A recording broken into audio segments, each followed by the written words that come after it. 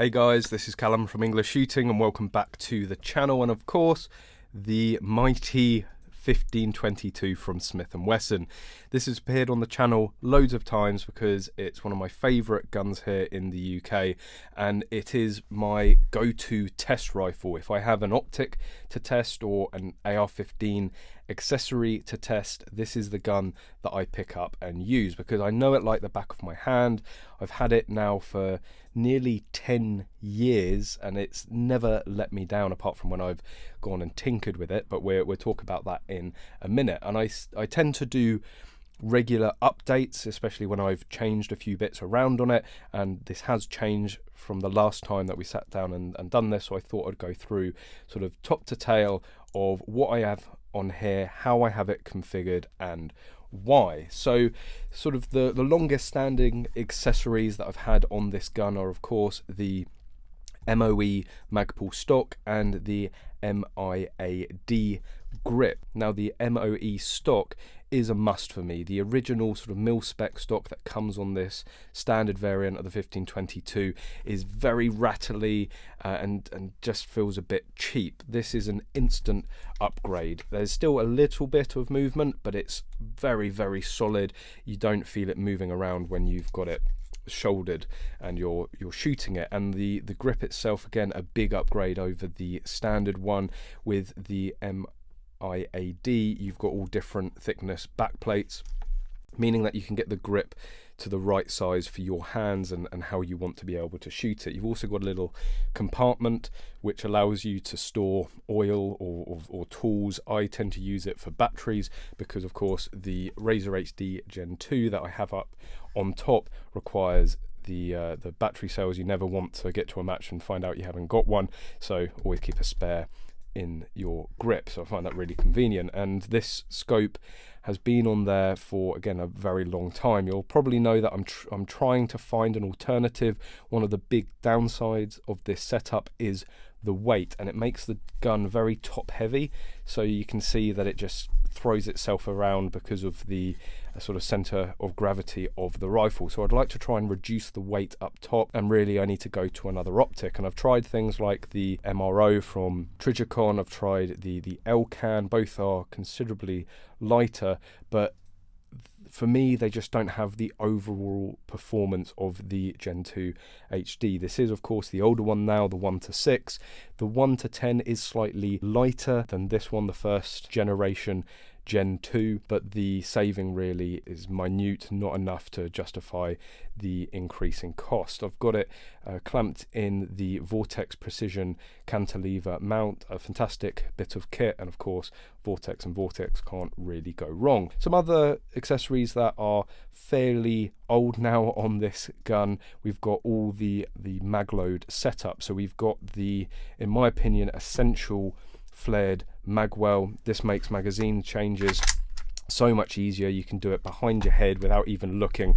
This geometry will twist your magazine into place. You can really be quite silly about it, and it's always going to guide it in there. These cutouts as well are not aesthetic. They are so that you can use the Black Dog 50 round drum magazine if you want to go for that. We've also got the ambidextrous safety and mag release. So on the other side there you can see, because I'm a right-handed shooter, I've got the longer lever there on the right-hand side. I do find that as a right-handed shooter, if I have the longer lever there on the safety, it will interfere with this finger. So that's why I've got the shorter lever. It comes with both from Magload, and it still gives me the functionality to be able to use it on the right-hand side if I need to.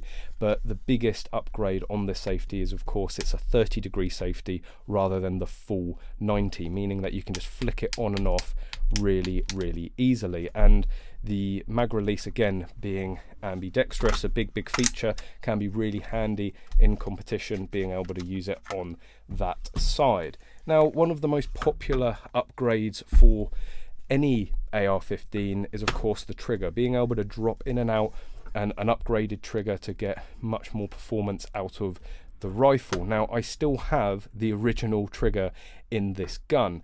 It's had a little bit of fettling. I've done a bit of polishing on some of the surfaces, and also I've dropped in the JP spring kit, which does make quite a bit of a difference. Now, I have tried both the CMC and the AR Gold. For me, this gun in particular, this 1522, doesn't like the trigger being played with. Every time I drop in an aftermarket trigger, I seem to get reliability issues. And whilst the standard trigger isn't as good as a drop-in upgrade, because of the work that I've done to this, it's good enough for me. I know the gun really well. Yes, I would love a better trigger, but it's not bad for a standard trigger after having all of that work. Talking about other upgrades that seem to decrease reliability, I have tried an aftermarket firing pin in this gun, and I, again, had loads of issues. I'm still running the original firing pin that came with this gun, and this gun must have had about 20 to 30,000 rounds through it. The original extractor, the original firing pin, and that's why I rave about these guns. People seem to think that because they're polymer construction, they're just going to wear out, they're not going to be, you know, tough and rough like you would expect an AR-15 to be. But again, 20-30,000 rounds, this hasn't been particularly cared for. It's always dirty, it's always being passed around and used by everyone on the range, and it just continues to work in its standard setup. So I tend to leave the internals alone. If it ain't broke, don't fix it. The biggest change on this gun more recently is this Magload carbon fiber forend. It's available in a variety of flavors. You've got an 11-inch variant and a 15-inch variant. You can have it completely solid or with these M-LOK slots. The reason I've gone for the 11-inch is, I'm sure you already know, is that I have a 12-inch barrel on this gun, and to have a 15-inch forend on a 12-inch barrel would just be silly.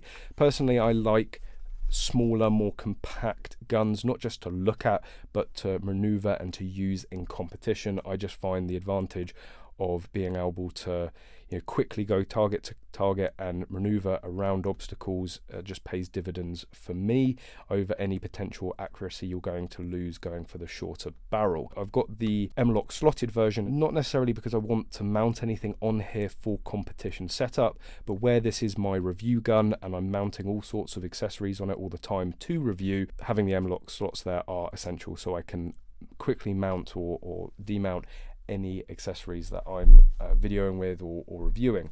And right on the end of the gun we have the Magload 3D printed muzzle brake. Yes, 3D printed, yes, it's plastic, and a lot of people say that can't be done. Well, it can, it's right there, or that it wears out really quickly. Now, this muzzle brake has probably had in the region of 5,000 rounds through it already, through all the various reviewing and testing that I've done with this gun. There's a little bit of build up in there, a bit of cleaning solution, and a brush would get that out straight away, but overall the muzzle brake isn't showing any signs of wear just yet, and they are warranted up to 10,000 rounds. The last thing in the setup to talk about are the magazines. These magazines are used in a variety of different guns, not just the 1522, because they are super reliable. And we've got the Magload +6 base extensions, bringing the total rounds to 31 rounds in the magazine. That is the limit for IPSC shooting. It means that you can load 31 rounds in, put one in the chamber, and have that 30 rounds in the magazine